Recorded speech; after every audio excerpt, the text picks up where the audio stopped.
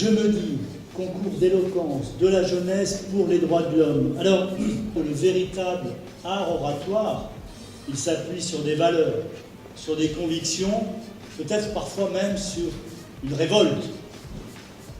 On n'est pas sérieux quand on a 17 ans, et on est moins sûr.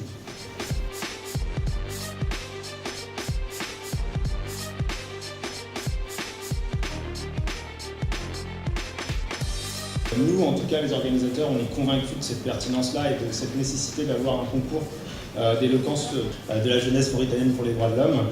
On est convaincus parce que c'est l'un des meilleurs événements et un des meilleurs moyens, à notre sens, de diffuser une culture des droits de l'homme parmi les différentes couches de la société. L'activité de l'ambassade est de soutenir toute forme d'expression et de participation de la jeunesse.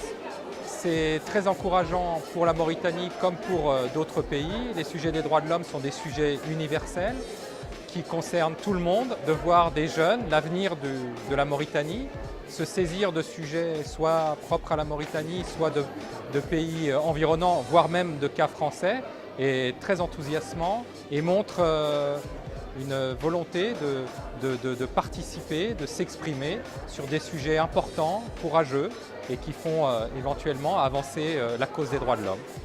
Nous sommes là aujourd'hui pour plaider pour une cause qui nous tient vraiment à cœur, c'est les MGF. Surtout que c'est une cause mauritanienne, donc c'est local et ça touche beaucoup de nos compatriotes. Alors aujourd'hui, je prends la place d'un avocat. Et c'est une chance pour moi parce que ce concours d'éloquence me donne cette opportunité-là. C'était un concours sélectif, donc on devait donner le meilleur de nous-mêmes, accumuler des connaissances, des procédés d'une plaidoirie.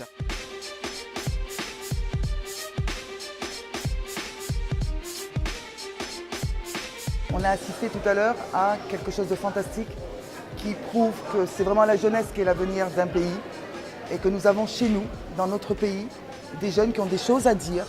Ce sont eux qui vont diriger la Mauritanie demain, qui seront des chefs d'entreprise, qui seront des médecins, qui sont des cadres.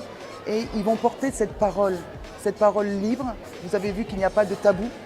On a parlé de l'homophobie, on a parlé des mutilations génitales féminines, on a parlé de la situation du handicap, on a parlé des sujets divers.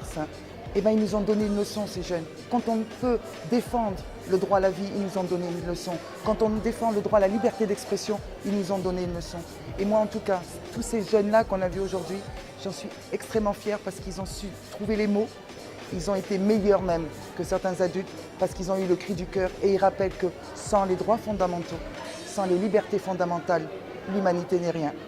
Je pense que c'est une édition à renouveler davantage parce que ça montre tout simplement l'intérêt de la jeunesse mauritanienne et surtout à ces jeunes enfants, leur intérêt pour la promotion des droits de l'homme, mais surtout dans la question du débat des droits de l'homme dans la société. À voir en tout cas qu'ils ont abordé des sujets non seulement très complexes, mais c'est des sujets aussi qui sont des sujets tabous, mais de par leur âge et de par leur inexpérience dans la vie sociale, quand même, ils ou elles ont réussi à exprimer clairement, en tout cas, l'intérêt de ces sujets-là et quel impact que ces sujets ont au sein de la société, mais aussi interpeller les décideurs à travers le monde pour que les accords internationaux soient en tout cas appliqués pour que les citoyens, qu'ils soient citoyens mauritaniens ou citoyens lambda à travers le monde, soient respectés.